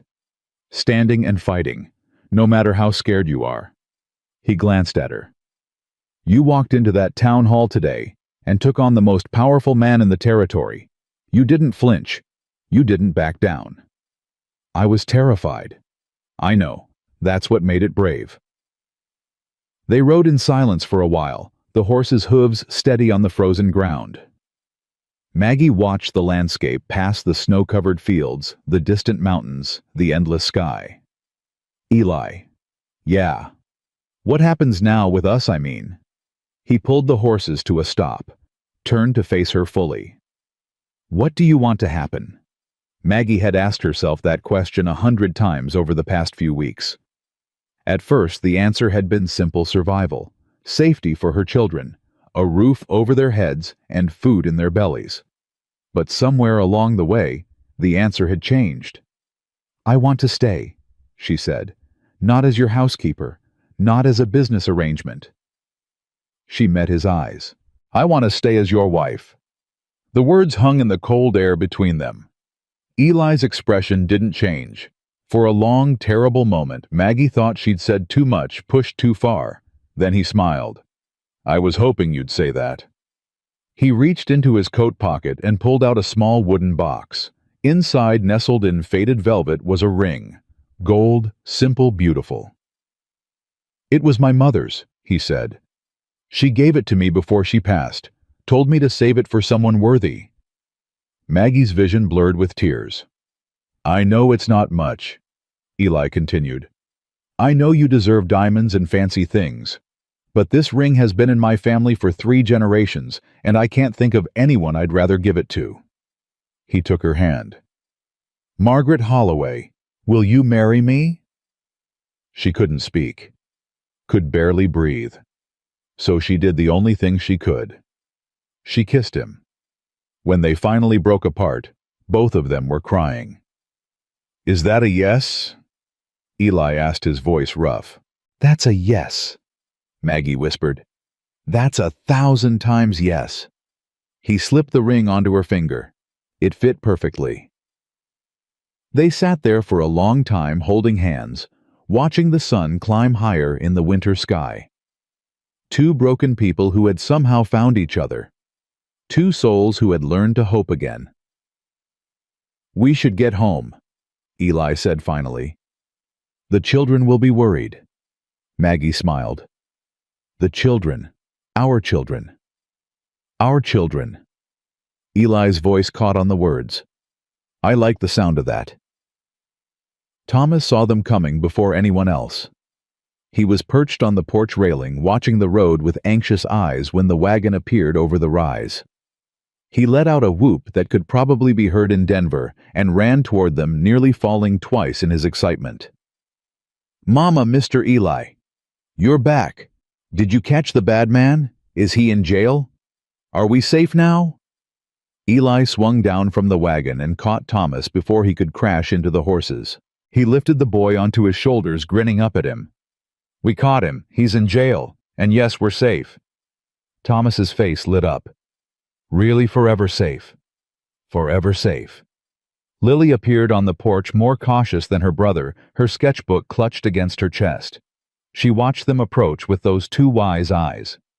Mama, is it true? Maggie climbed down from the wagon and walked to her daughter. She knelt in the snow, taking Lily's small hands in her own. It's true, baby. The bad man can't hurt us anymore. Lily nodded slowly. Then her gaze dropped to Maggie's hand. Mama, you're wearing a ring. Maggie had forgotten. She looked down at the gold band on her finger, then back up at her daughter. I am. Is it from Mr. Eli? Yes. Does that mean... Lily's voice trailed off. Her eyes moved to Eli, who was still carrying Thomas on his shoulders. Does that mean he's going to be our pa now? Maggie's heart clenched. Only if you want him to be. Lily was quiet for a long moment. Maggie held her breath, suddenly terrified of the answer. Then Lily walked past her toward Eli. She stopped in front of him and looked up, her small face solemn. "If you marry my mama," she said, "you have to promise to never leave. My real pa left and it broke mama's heart. I won't let that happen again." Eli set Thomas down gently. He knelt in the snow, bringing himself to Lily's eye level. "Lily, I'm going to tell you something important. Can you listen?" She nodded. "I had a daughter once. Her name was Clara. She was about your age when she died." Lily's eyes widened. "Losing her was the worst thing that ever happened to me. For a long time I thought I'd never feel like a father again. I thought that part of me was gone forever." He reached out and took Lily's hand. "Then you and your brother came into my life, and I realized I was wrong. The love doesn't go away, Lily. It just finds new people to hold on to." Lily's lip trembled. "So you won't leave?" "I will never leave you. Not as long as I live." Eli's voice was fierce with conviction. "I promise you that, Lily. On my honor. On my mother's grave. On everything I hold sacred." Lily stared at him for a long moment. Then slowly she stepped forward and wrapped her arms around his neck. Eli held her like she was made of glass and gold. His eyes closed. His shoulders shook. Thomas watched with wide eyes. "Does this mean we're a family now?" Maggie pulled him close. "Yes, baby, we're a family now." The four of them stayed there in the snow, holding each other until Josefa came out and shooed them inside, complaining about pneumonia and frozen fingers and stubborn fools who didn't know when to come in from the cold. But she was smiling through her complaints, and later, when she thought no one was watching, she crossed herself and whispered a prayer of thanks. Word spread quickly. By the next morning, everyone in Redstone Creek knew about Webb's arrest. They also knew about the role Eli and Maggie had played in bringing him down. The reactions were mixed. Some people, like Reverend Oakes and the widow Martha Perkins, came to the ranch to offer congratulations and support. Others stayed away, embarrassed by how they'd treated Maggie, unsure how to face her now. And a few, loyal to Webb until the end, made their displeasure known. The first sign of trouble came 3 days after the arrest. Maggie was in the study working on the quarterly accounts when Josefa burst through the door. "Señora, come quick!" She ran to the front of the house. Eli was already on the porch, rifle in hand, staring at the road. A group of riders was approaching. 6 men, maybe more. They moved slowly, deliberately, spreading out as they neared the gate. "Who are they?" Maggie asked. "Webb's men." Eli's voice was flat. "The ones who cut my fence. The ones who stole my cattle. What do they want? Revenge, most likely." He turned to her. "Get the children upstairs. Stay with them. Don't come out until I say so." Eli. "Please, Maggie, I need to know you're safe." She wanted to argue, wanted to stand beside him the way she had in the town hall. But she saw the fear in his eyes, and she understood. This wasn't about pride. It was about protecting his family. "Be careful," she said. "Always am." She gathered Thomas and Lily and took them upstairs. They huddled in the east wing, away from the windows, while Josefa guarded the door with an old shotgun she'd pulled from somewhere in the kitchen. "What's happening, Mama?" Thomas whispered. "Some bad men are outside, but Mr. Eli's going to take care of it." "What if they hurt him?" "They won't." "But what if they do?" Maggie pulled him close, pressing her lips to his hair. "Then we'll take care of each other, the way we always have." From outside she heard voices, angry voices. Then Eli's voice, calm and steady, cutting through the noise. "You're on my property. I'm asking you to leave." "We ain't going nowhere, Hartwell." The lead rider's voice was thick with malice. "You got the judge arrested. You destroyed a good man. Now you're gonna pay for it." Webb destroyed himself. I just helped people see the truth. The truth. Laughter, cruel and mocking. The truth is, you're a washed-up rancher who let a pretty widow lead him around by the nose. She played you, Hartwell. Same way she'll play whoever comes next. Maggie's hands curled into fists. "You've got until the count of 10 to get off my land," Eli said. "After that, I start shooting. There's 6 of us and 1 of you. Then you'd better hope I miss." Silence, long and heavy. Then the sound of horses shifting, muttered curses, hooves retreating. Maggie released a breath she didn't know she'd been holding. A few minutes later, Eli appeared in the doorway. His face was pale, but his hands were steady. "They're gone." Maggie ran to him. He caught her, held her tight. "I thought—" Her voice broke. "I thought they were going to—" "They were cowards," Eli said. "Webb's men always were. They're only brave when they've got the law on their side. What if they come back? They won't.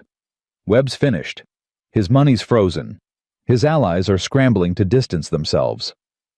He pulled back, looking at her face. "It's over, Maggie. Really over this time." She wanted to believe him, wanted it so badly she could taste it. But she'd learned the hard way that happiness was fragile, that peace could shatter in an instant. "I'm scared," she admitted. "I know." He kissed her forehead. "I am too. But we're going to get through this. All of us. Together." The days that followed were quiet. Webb's trial was scheduled for the spring when the territorial court convened in Denver. Until then, he would remain in custody, his assets frozen, his empire crumbling. The ranchers he'd cheated were slowly rebuilding. Some of them stopped by the Hartwell Ranch to pay their respects to thank Maggie for the work she'd done uncovering the fraud. Jacob Mercer brought a side of beef. Tom Bridges brought his wife and children to meet Lily and Thomas. The community was healing. Slowly, awkwardly, but healing nonetheless. One afternoon, about 2 weeks after Webb's arrest, Martha Perkins arrived at the ranch.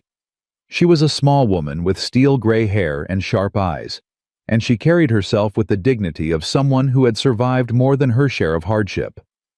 "Mrs. Holloway," she said, standing on the porch. "May I speak with you?" Maggie led her to the parlor. Josefa brought tea. They sat across from each other, 2 widows studying each other with cautious respect. "I owe you an apology," Martha said finally. "When you first came to town, I didn't speak up for you. I let the others say terrible things, and I stayed silent. You told Eli I was worth helping. He said you sent me to his gate." Martha nodded. "I did, but that's not enough. I should have done more. Should have stood beside you in that church. Should have told Mrs. Calhoun to mind her own business. Why didn't you—" Martha was quiet for a long moment. When she spoke, her voice was thick with old pain. "Because I was afraid. When my husband died, this community turned on me too. Said I must have done something wrong. Said a good wife would have kept her man alive." Maggie's heart clenched. "That's terrible." "It was, and it taught me to keep my head down, to not make waves." Martha met her eyes. "But watching you stand up to Webb, watching you fight for your family, it reminded me of who I used to be, before I let them beat the courage out of me." She reached across and took Maggie's hand. "I'm sorry I wasn't braver, and I'm grateful you were." Maggie squeezed her fingers. "It's never too late to start over, Mrs. Perkins. Trust me, I know." Martha smiled, and for a moment she looked years younger. "Call me Martha," she said. "I think we're going to be friends." The wedding plans began almost by accident. Josefa mentioned something about spring flowers one evening, and suddenly Thomas was asking when the wedding would be, and Lily was sketching designs for a dress, and Eli was looking at Maggie with a helpless expression that made her laugh out loud. "I suppose we should set a date," she said. "Spring," Eli said immediately. "When the snow melts, when everything's green again." "That's months away." "I know." He took her hand. "But I want to do this right. Want everyone to see that we're not hiding, that we're not ashamed." Maggie understood. The town had judged them harshly. A proper wedding, a public celebration, would be a statement, a declaration that they had nothing to be ashamed of. "All right," she said. "Spring it is." The weeks that followed were some of the happiest of Maggie's life. She fell into a rhythm at the ranch. Mornings were for accounts and correspondence. Afternoons were for teaching. She'd expanded her classes to include children from neighboring ranches, their parents grateful for the opportunity. Evenings were for family gathered around the fire, Eli telling stories, while Thomas pestered him with questions, and Lily sketched quietly in her book. The nightmares still came sometimes. Lily would wake screaming about cave-ins and crushing darkness. Thomas would cry for his father in his sleep. Maggie herself would jolt awake, heart-pounding, certain she was back in that freezing boarding house with her children starving beside her. But now, when the darkness came, she wasn't alone. Eli would appear in the doorway, patient and steady. He'd sit with the children until they fell back asleep. He'd hold Maggie's hand in the quiet hours before dawn, talking about nothing and everything, until the fear loosened its grip on her heart. "You're good at this," she told him one night, watching him carry a sleeping Thomas back to bed. "Good at what? Being a father." Eli paused in the doorway. His face was shadowed, but she could see the emotion in his eyes. "I had practice," he said quietly. "With Clara." "Tell me about her." He was silent for a long moment. Then he sat down on the edge of the bed, and for the first time he really talked about his daughter. She was curious, always asking questions. Why is the sky blue? Where do the stars go during the day? How do horses know where to walk? He smiled, but it was bittersweet. She drove Sarah crazy sometimes, but I loved it. Loved watching her figure out the world. What else? She sang all the time. Made up songs about the chickens, the cows, the fence posts. Everything had a song. His voice caught. The house was so quiet after she was gone. That was the worst part. The silence. Maggie reached out and took his hand. "The house isn't quiet anymore." "No."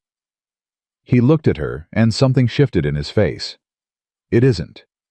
He leaned over and kissed her softly. "Thank you," he whispered. "For what?"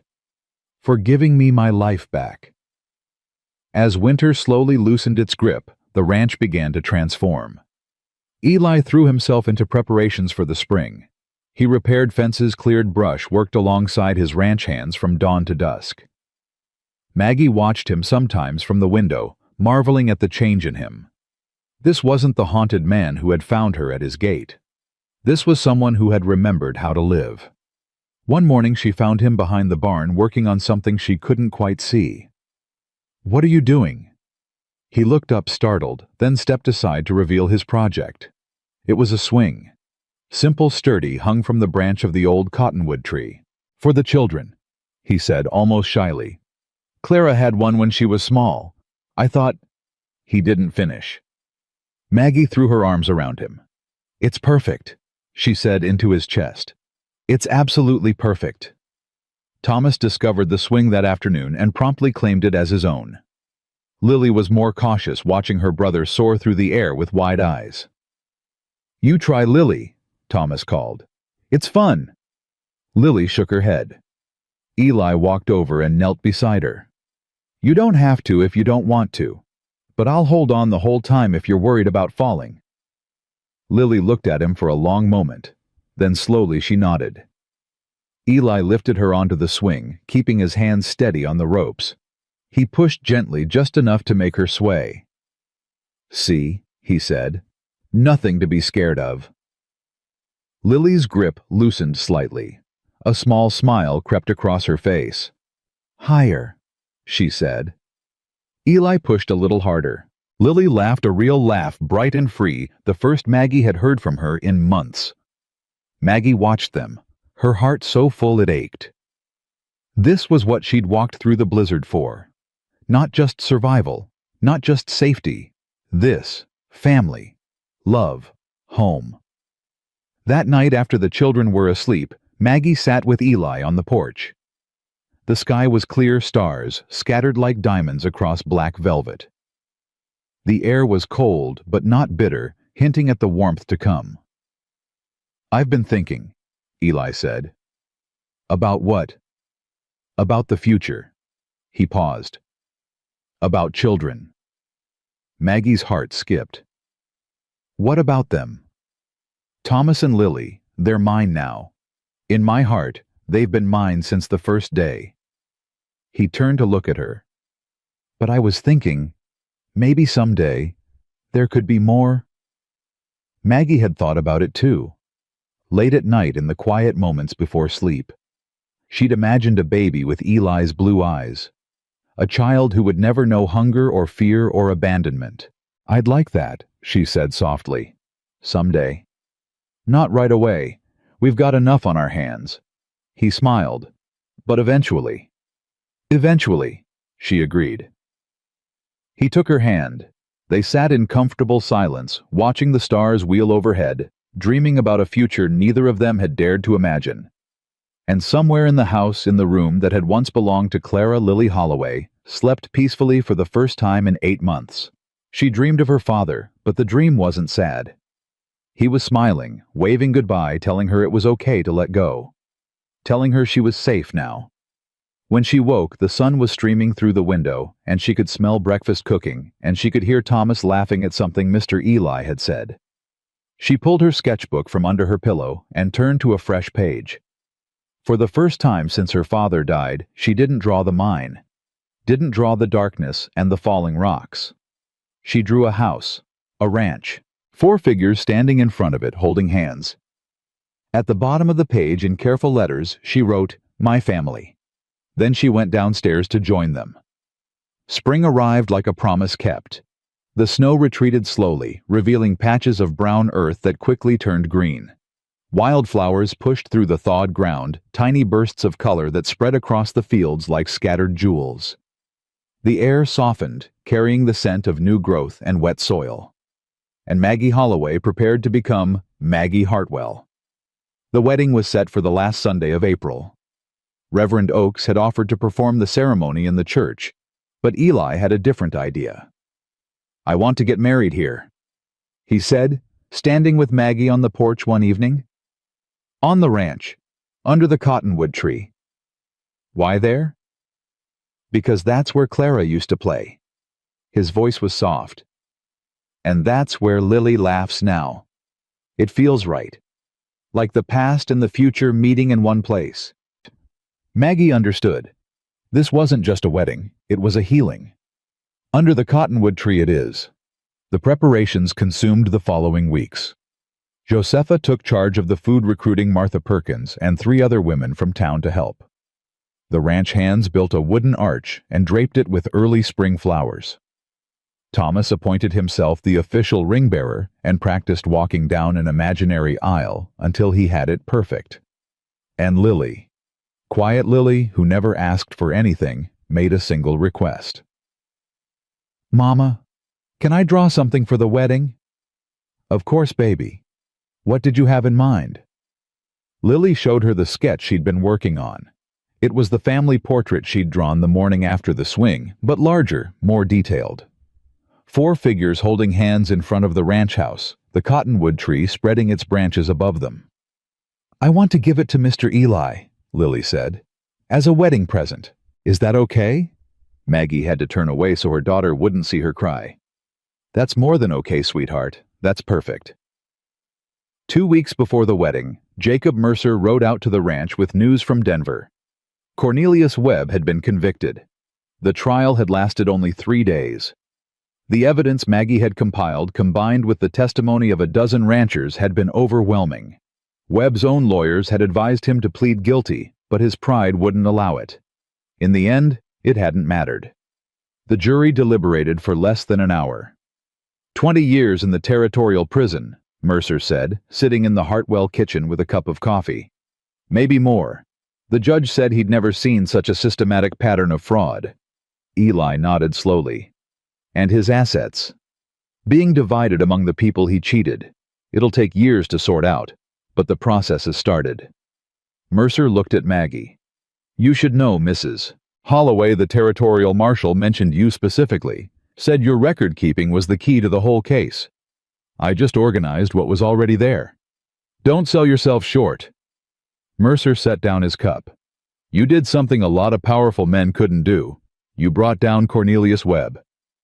After he left, Eli found Maggie standing at the window, staring out at nothing. "You all right?" "I keep thinking about Daniel." She didn't turn around. About what he'd say if he could see all this. Eli moved to stand beside her. "What do you think he'd say?" Maggie was quiet for a moment. Then she smiled. "He'd say, 'I did good.'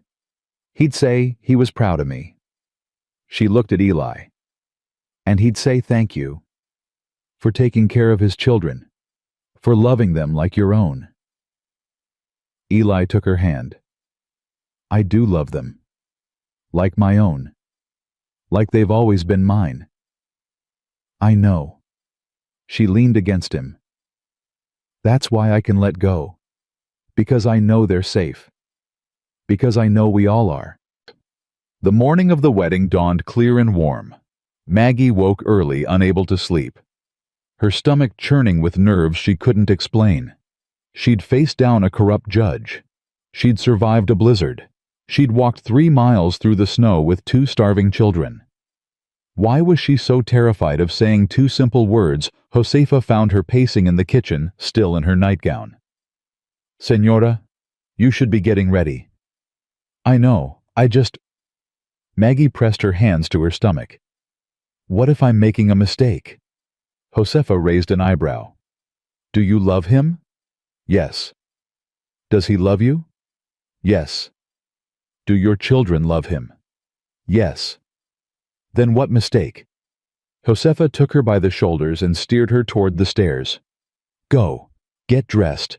Become a bride. Stop thinking so much." Maggie laughed despite herself. "You're very bossy." "Someone has to be." But Josefa was smiling. "Now go. Rosa and Martha are waiting to help you with your dress." The dress was simple but beautiful. White cotton fitted at the waist, with delicate lace at the collar and cuffs. Josefa had made it herself, working late into the night for weeks. Martha had contributed the lace saved from her own wedding dress 30 years before. "You look beautiful, Mama," Lily said, watching from the doorway, as Martha finished buttoning the back. "Do you think so?" Lily nodded solemnly. "Mr. Eli's going to cry when he sees you." "He will not." "He will. I've seen him cry before when he thinks nobody's looking." Lily walked over and took her mother's hand. "He cries about Clara, and sometimes about us. Happy tears, though, not sad ones." Maggie knelt down to hug her daughter. "When did you get so wise?" "I've always been wise. You just didn't notice." Maggie laughed and kissed her forehead. "Fair enough." Thomas burst through the door, nearly knocking Martha over. "Mama, everyone's here. There's like 100 people outside." 100? Well, maybe not 100, but a lot. He bounced on his heels. "Can we start now? I've been practicing walking really slowly and I don't want to forget how." "Almost, baby. Give me 5 more minutes." Thomas groaned, but retreated, pulling Lily with him. Martha finished the last button and stepped back. "There. Perfect." Maggie looked at herself in the mirror. The woman who stared back was almost unrecognizable, not because of the dress or the carefully arranged hair, because of the light in her eyes. Hope, joy, peace, things she'd thought she'd lost forever. "Ready?" Martha asked. Maggie took a deep breath. "Ready." The cottonwood tree spread its new green leaves over the gathering like a blessing. Chairs had been arranged in rows on the grass, facing the wooden arch draped with wildflowers. Nearly 50 people had come, more than Maggie had expected. She recognized the ranchers who'd testified against Webb, the ranch hands who'd become like family. Reverend Oakes standing under the arch in his Sunday best. And at the front, waiting for her, stood Eli. He wore his dark suit, the one he'd worn to church on that first terrible Sunday. But he looked different now. Younger somehow. Lighter. Like a weight had been lifted from his shoulders. When he saw Maggie emerge from the house, his face transformed. Lily was right. He cried. Maggie walked toward him. Thomas on one side carrying the rings on a small velvet pillow, Lily on the other, holding a bouquet of wildflowers she'd picked that morning. The guests rose as she passed, but she barely saw them. Her eyes were locked on Eli's. She reached him. He took her hands. "You're beautiful," he whispered. "You're crying." "I know." He wiped his eyes with the back of his hand, laughing at himself. "I can't seem to stop." Reverend Oakes cleared his throat gently. "Shall we begin?" The ceremony was simple as they'd planned. Oakes spoke about love and commitment, about the courage it took to begin again after loss. He spoke about family, not just the family you're born into, but the family you choose. Then he turned to Eli. "Do you, Elijah Hartwell, take this woman to be your lawfully wedded wife? To have and to hold from this day forward for better or for worse, for richer or for poorer in sickness and in health, to love and to cherish until death do you part?" Eli's voice was steady. "I do." "And do you, Margaret Holloway, take this man to be your lawfully wedded husband? To have and to hold from this day forward, for better or for worse, for richer or for poorer in sickness and in health, to love and to cherish until death do you part?" Maggie looked at Eli, at the man who had opened his home to strangers, who had stood by her against impossible odds, who had learned to love again after losing everything. "I do." Thomas stepped forward with the rings nearly tripping over his own feet in his excitement. Eli caught him, steadied him, and took the rings with a wink that made Thomas beam. They exchanged the rings. Eli's hands were shaking. So were Maggie's. "By the power vested in me, by the territory of Colorado," Reverend Oakes said, "I now pronounce you husband and wife." He smiled. "You may kiss the bride." Eli cupped her face in his hands and kissed her softly. The guests erupted in applause. When they finally broke apart, Thomas tugged at Eli's coat. "Does this mean I can call you Pa now? For real?" Eli laughed and swept the boy up in his arms. "For real, son. Forever and always." Thomas whooped and threw his arms around Eli's neck. Lily hung back watching with those quiet eyes. Maggie reached for her, but Eli got there first. Still holding Thomas with one arm, he knelt down and extended his other hand to Lily. "You too, sweetheart. You're my daughter now, if you'll have me." Lily studied him for a long moment. Then slowly she stepped forward and took his hand. "I made you something," she said, "for a wedding present." She pulled the rolled-up drawing from where she'd hidden it in her sleeve. She handed it to Eli, her face solemn. Eli unrolled it carefully. When he saw what it was, his composure finally broke. The drawing was beautiful. The ranch house, the cottonwood tree, the four of them standing together. At the bottom, in Lily's careful handwriting, "My family."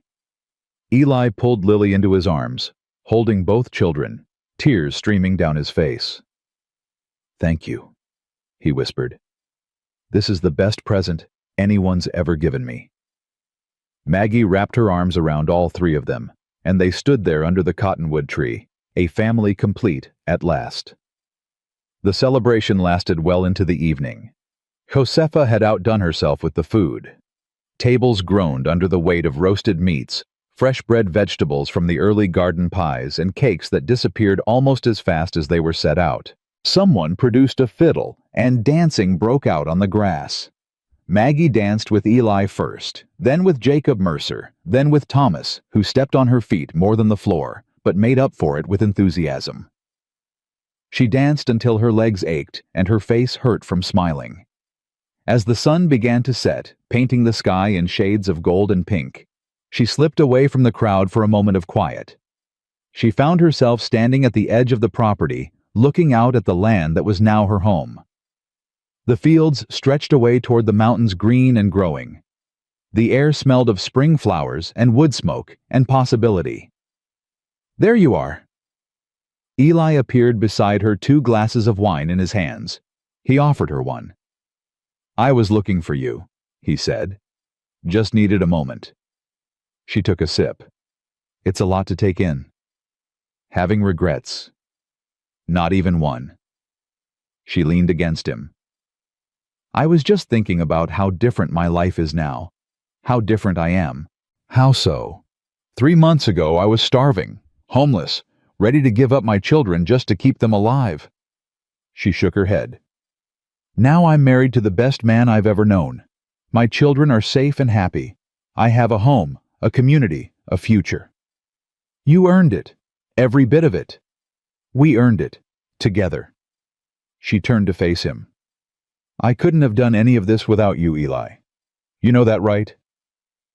He set down his glass and took her hands. Maggie, the day you showed up at my gate was the day my life started again.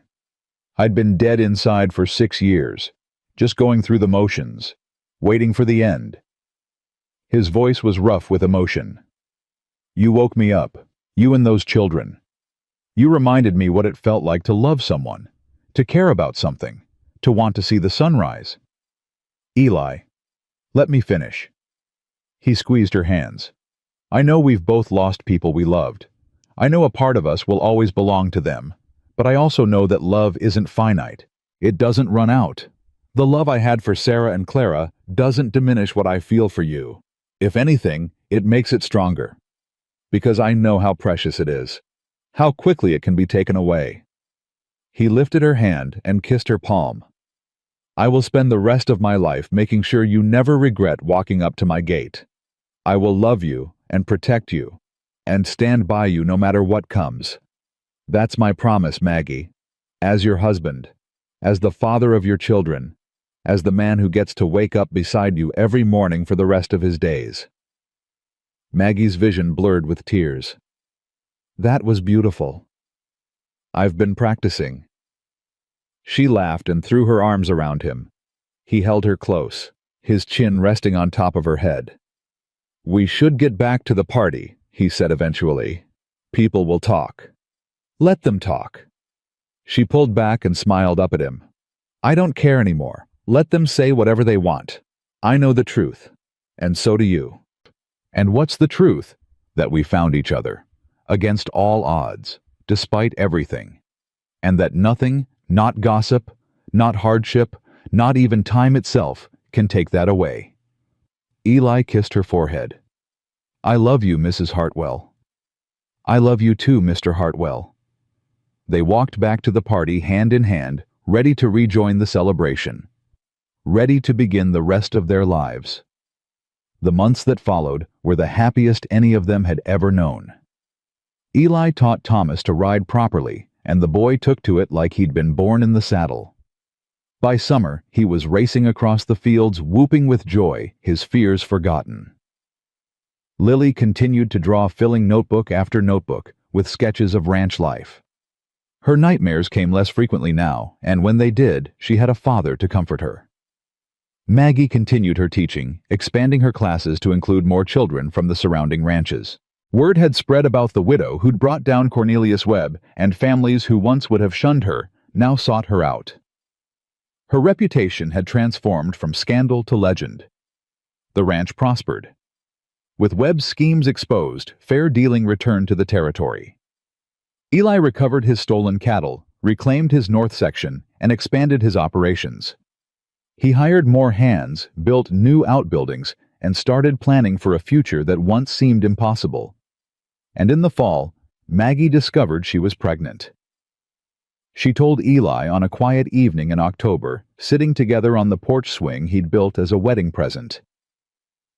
Are you sure? His voice was barely a whisper. I'm sure. Josepha confirmed it this morning. Eli's face went through a dozen emotions in rapid succession. Shock, disbelief, fear, and finally, overwhelming joy.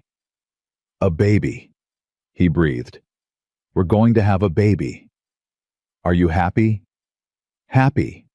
He pulled her close, laughing and crying at the same time. Happy doesn't begin to cover it. They told the children the next morning.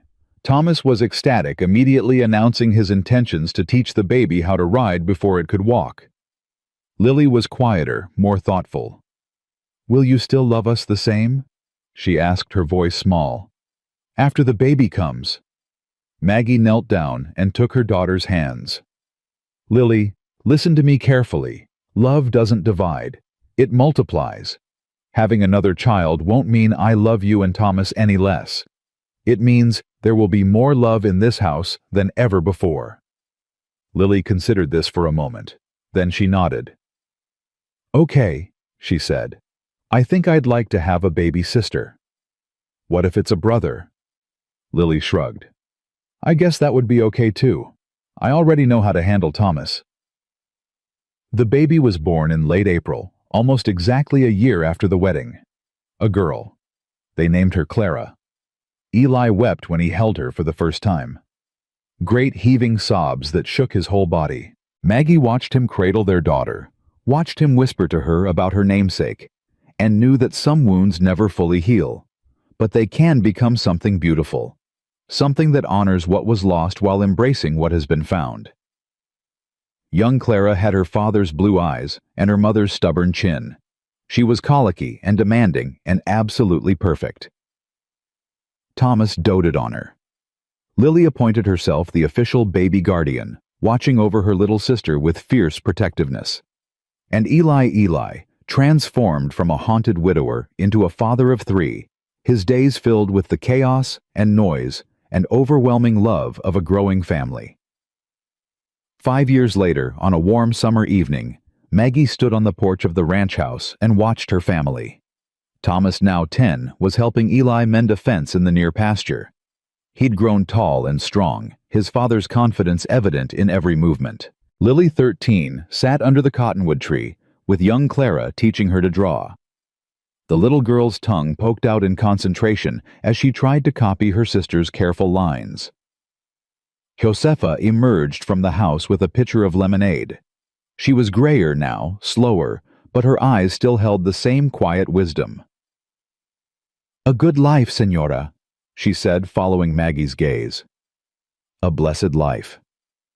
"Yes," Maggie agreed. "It is." She thought about the woman she'd been that desperate morning at the gate. Starving, terrified, ready to give away her children to save them. She thought about the journey that had brought her here. The pain and the struggle. The moments when she'd wanted to give up. The unexpected grace that had appeared when she'd needed it most. And she thought about Eli, the man who had seen past her desperation to something worth saving. The man who had opened his heart when he had every reason to keep it closed. The man who had taught her that love wasn't weakness, it was the greatest strength of all. "Mama!" Clara's voice rang out across the yard. "Come see what I drew, baby, what you drew." "That's what I said." Maggie laughed and walked toward her children, her heart full of a joy she'd once thought impossible. Some families are bound by blood. Others are forged by choice, by hands reaching across the gap between loneliness and love, by hearts brave enough to begin again. The Hartwell family was built on all of these, on loss and redemption, on courage and faith, on the simple radical act of opening a gate to strangers and saying, "I'll take you too." As the sun set over the Colorado mountains, painting the sky in shades of gold and rose, Maggie gathered her family close. Eli's arm wrapped around her waist. Thomas and Lily flanked them on either side. Clara sat on her father's shoulders, laughing at nothing, delighted by everything. They stood together in the fading light, silhouettes against the endless sky, and they were exactly where they belonged. Home. Together. Forever. The gate that had once marked the boundary between desperation and salvation now stood open, welcoming whatever the future might bring. Because they had learned the greatest lesson of all, that love freely given and bravely received was stronger than any storm, stronger than any enemy, stronger than death itself. And in the end, that was the only thing that mattered.